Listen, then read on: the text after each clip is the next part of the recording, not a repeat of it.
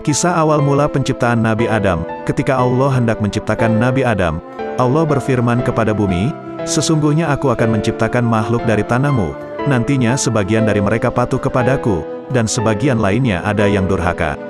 Barang siapa yang taat, akan aku masukkan ke surga, dan barang siapa yang membangkang ia akan ku masukkan ke neraka."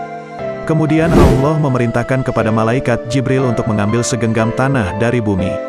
Ketika Jibril datang, bumi langsung bersumpah dan berkata, "Demi Allah, jangan engkau mengambil bagian dariku, jika hanya untuk menjadi bagian ahli neraka." Hal ini menjadikan malaikat Jibril kembali, ia tidak menjadi mengambil tanah bumi. Ia bermunajat kepada Allah, "Wahai Tuhanku, bumi telah bersumpah dan berlindung dengan namamu. Aku tidak jadi untuk mengambilnya."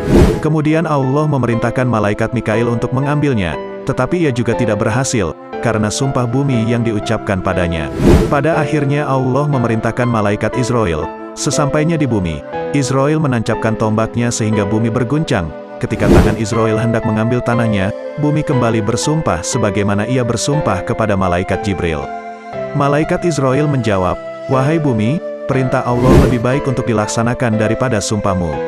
Israel meneruskan untuk mengambil tanahnya. Ia ambil tanah dari 4 arah bumi, dan juga mengambil tanah dari bagian gunung dan bagian dataran rendah.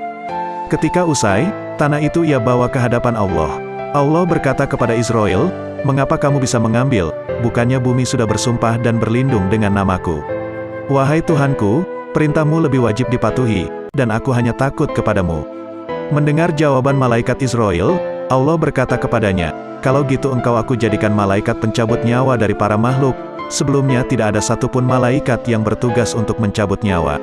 Allah memerintahkan Israel untuk meletakkan tanah tersebut di pintu surga, yang kemudian diambil oleh malaikat Ridwan untuk mencampurnya dengan air telaga dari surga. Setelah dicampur tanah itu dibiarkan selama 40 tahun sehingga mengeras menjadi tanah-tanah liat. Kemudian dibiarkan 40 tahun lagi, sehingga dijadikan bentuk jasad yang baik. Imam As-Salabi berkata, ketika tanah Adam telah dicampur, Allah menghujaninya dengan air kesedihan selama 40 tahun. Kemudian disusul air hujan kebahagiaan selama tahun penuh. Hal inilah menjadikan kebanyakan manusia di dunia lebih banyak berduka daripada bahagia. Setelah semua proses selesai, Allah menampakkan bentuk fisik Nabi Adam. Tingginya sekitar 60 zirok, dan ia diberikan 360 urat besar, dan 240 urat kecil, 12 ruas-ruas, dan di kepalanya terdapat 7 lubang. Sungguh Allah zat sebaik-baiknya pencipta. Ibnu Abbas berkata, ketika Adam masih berupa tanah liat, iblis menghampiri dan memukul perut Nabi Adam. Pukulan itu berbekas hingga menjadi pusar. Penyebab iblis memukul pusar Nabi Adam, ia ingin tahu apakah Nabi Adam bisa dimasuki apa tidak. Ketika iblis mengetahui bahwa fisik Nabi Adam bisa dimasuki, ia pun masuk dan menjelajahi semua anggota tubuh kecuali hati. Iblis tidak diizinkan memasuki hati Nabi Adam, karena ia adalah tempat ibadah kepada Tuhannya. Sehingga dikatakan iblis masuk melalui peredaran darah manusia, bukan hati. Diriwayatkan ketika Allah hendak meniupkan ruh kepada Nabi Adam, ruh menolak untuk masuk ke jasad Adam.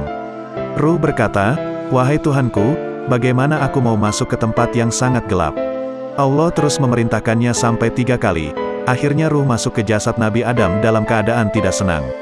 Allah berfirman kepada ruh, "Wahai ruh, seandainya kamu masuk ke jasad Adam dalam keadaan taat, niscaya engkau keluar dalam ketaatan.